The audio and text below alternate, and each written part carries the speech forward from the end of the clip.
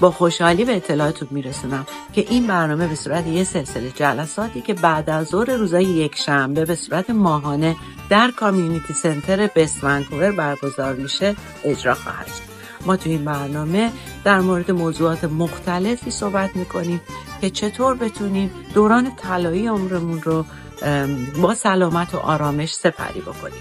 موضوعاتی مثل تغذیه، فعالیت فیزیکی، خواب، روابط انسانی، آرامش ذهنی و خیلی چیزهای دیگه.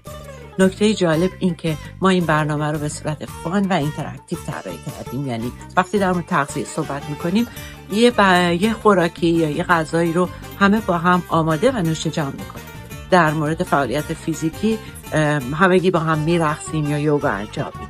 خبر خوب این که شرکت در این برنامه برای اعضای بنیاد کانادا و ایران رایگان.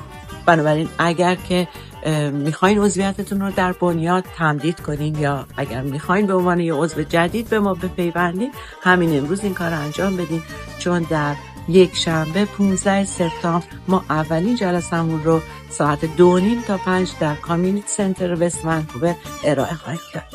به امید دیدار.